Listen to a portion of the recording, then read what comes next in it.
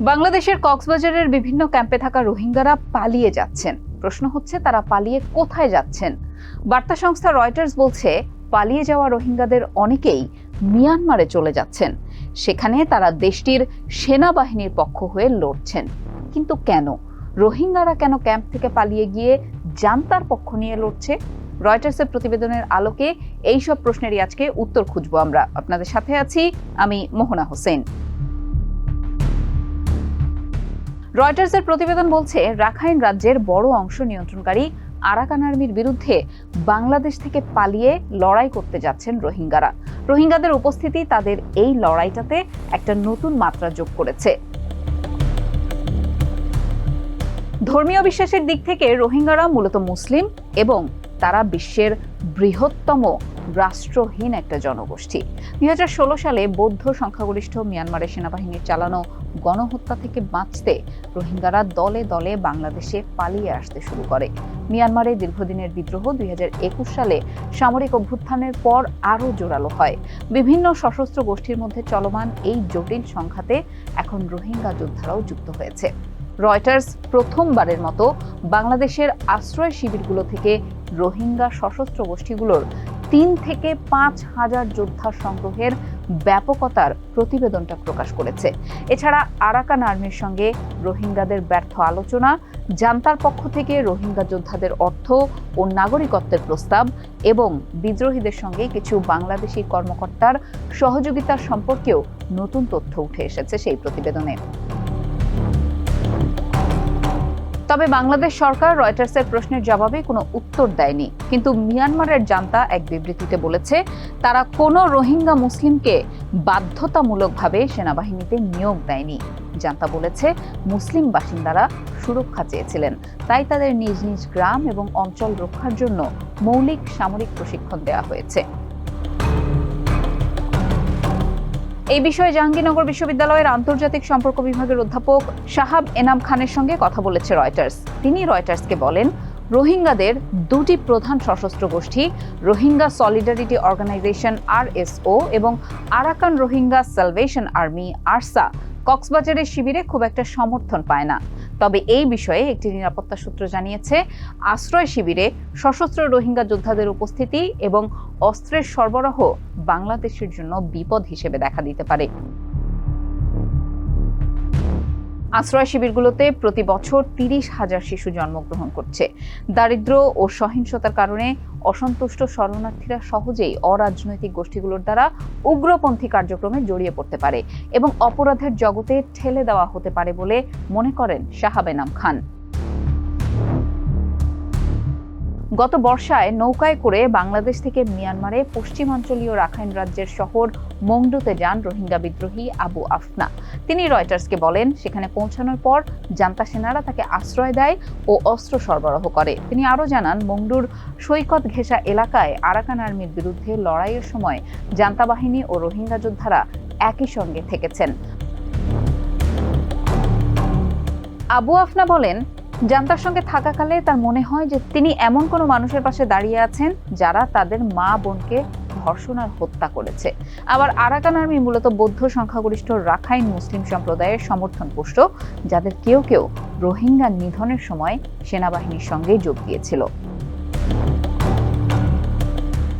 চলতি বছর রয়টার্সের এক প্রতিবেদনে বলা হয়, আরাকান আর্মি মিয়ানমারে রোহিঙ্গাদের অন্যতম বড় বসতিটি পুড়িয়ে দিয়েছে। এছাড়া রোহিঙ্গা সলিডারিটি অর্গানাইজেশন RSO এবং মিয়ানমারের সামরিক বাহিনীর মধ্যে যুদ্ধক্ষেত্রে এক ধরনের সমঝোতা এবং তারা একসঙ্গে লড়াই করছে, এই ব্যাপারটা আছে। আবু আফনা বলেন, আমাদের প্রধান শত্রু মিয়ানমার সরকার নয়, বরং রাখাইন সম্প্রদায়। সাম্প্রতিক সময়ে বাংলাদেশের আশ্রয় শিবিরগুলো থেকে হাজার হাজার রোহিঙ্গাকে মিয়ানমারে লড়াইয়ে যোগদানের জন্য নিয়োগ দেওয়া হলেও তাদের অনেকেই আগে থেকেই নিপীড়নকারী জান্তা বাহিনীর সঙ্গে যুক্ত গোষ্ঠীর হয়েই লড়ছেন। আবু আফনানের ভাষ্য, সেনাবাহিনী রোহিঙ্গাদের অস্ত্র, প্রশিক্ষণ এবং অর্থ দেয়। একটি বাংলাদেশি সূত্র এবং জোরপূর্বক জান্তার হয়ে যুদ্ধ করতে যাওয়া আরেক রোহিঙ্গা যুবকও বিষয়টি নিশ্চিত করেছেন। তারা জানিয়েছেন যে জান্তা বাহিনী রোহিঙ্গাদের মিয়ানমারের নাগরিকত্বের একটি নথিপত্র দেওয়ারও প্রস্তাব দিয়েছে। অনেক রোহিঙ্গার জন্য এটি একটি শক্তিশালী প্রলোভন, কারণ কয়েক প্রজন্ম ধরে মিয়ানমারে বসবাস করলেও রোহিঙ্গাদের নাগরিকত্ব স্বীকার করেনি দেশটির কর্তৃপক্ষ এবং তারা এখন বাংলাদেশের আশ্রয় শিবিরে বাস করছে। আবু আফনা বলেন, আমরা টাকার জন্য যাইনি, আমরা চাইছিলাম নাগরিকত্বের কার্ড। বাংলাদেশে রোহিঙ্গা আশ্রয় নিয়ে কাজ করা একটি সহায়তা সংস্থা জুন মাসের প্রতিবেদন অনুসারে তারা বলছে, মার্চ থেকে মে পর্যন্ত আশ্রয় শিবির থেকে প্রায় 2000 জনকে বিভিন্ন আদর্শিক, জাতীয়তাবাদী এবং আর্থিক প্রলোভন, মিথ্যা প্রতিশ্রুতি, হুমকি এবং জোরপূর্বকভাবে জান্তার হয়ে যুদ্ধ করার জন্য নিয়োগ দেওয়া হয়। 2 রোহিঙ্গা যোদ্ধা ও জাতিসংঘের এক কর্মকর্তা জানিয়েছেন, 13 বছরের কয়েকজন শিশুকেও জোরপূর্বক নিয়ে গিয়েছে জান্তা বাহিনী। বাংলাদেশের সাবেক ব্রিগেডিয়ার জেনারেল মোহাম্মদ মঞ্জুর কাদের রয়টার্সকে বলেন, রোহিঙ্গাদের সশস্ত্র সংগ্রামের সমর্থন দেওয়ার মাধ্যমে জান্তা এবং আরাকান আর্মিকে আলোচনায় বসতে বাধ্য করা যাবে, যা রোহিঙ্গাদের প্রত্যাবাসনের পথটা সুগম করতে পারে।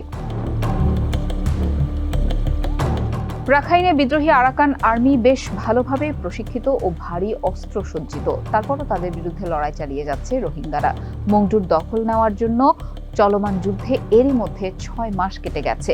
রোহিঙ্গা যোদ্ধারা জানিয়েছেন, তাদের অ্যাম্বুশ কৌশল আরাকান আর্মির অগ্রযাত্রা ধীর করে দিয়েছে। এই বিষয়ে অবগত বাংলাদেশি এক কর্মকর্তা নাম প্রকাশ না করার শর্তে বলেন, আরাকান আর্মি ভেবেছিল তারা খুব দ্রুতই একটি বিশাল জয় পেয়ে যাবে, কিন্তু মংডু প্রমাণ করেছে যে রোহিঙ্গাদের অংশগ্রহণের কারণে তাদের ধারণাটা ভুল প্রমাণিত হয়েছে। চলতি বছরের শুরুতে বাংলাদেশ, রোহিঙ্গা ও আরাকান আর্মির মধ্যে আলোচনা শুরু করার চেষ্টা চলছিল। তবে অবসরপ্রাপ্ত ব্রিগেডিয়ার মঞ্জুর কাদের ও আরেকটি সংশ্লিষ্ট সূত্র জানিয়েছে, সেই আলোচনা দ্রুতই ভেস্তে যেতে পারে। আরাকান আর্মি অবশ্য রোহিঙ্গা বসতিগুলোতে হামলার অভিযোগ অস্বীকার করেছে এবং জানিয়েছে, তারা ধর্মের ভিত্তিতে কোনো বৈষম্য না করে বেসামরিকদের সাহায্য করে। অন্যদিকে কক্সবাজারের শিবিরগুলোতে চলছে বেশ অস্থিরতা। আরএসও ও আরসা শিবিরের নিয়ন্ত্রণের জন্য লড়াই চলছে সেখানে। গোলাগুলি ও সংঘর্ষ সেখানে যেন নিত্যদিনের ঘটনা, যা শরণার্থীদের আতঙ্কিত করছে এবং মানবিক সহায়তা কার্যক্রমে অনেক বিঘ্ন ঘটাচ্ছে। মানবাধিকার সংগঠন ফোর্টিফাই রাইটসের পরিচালক জন কুইলালি বলেছেন, শিবিরগুলোতে সহিংসতার মাত্রা 2017 সালে শিবির স্থাপনের পর থেকে এখন সর্বোচ্চ পর্যায়ে গিয়ে পৌঁছেছে।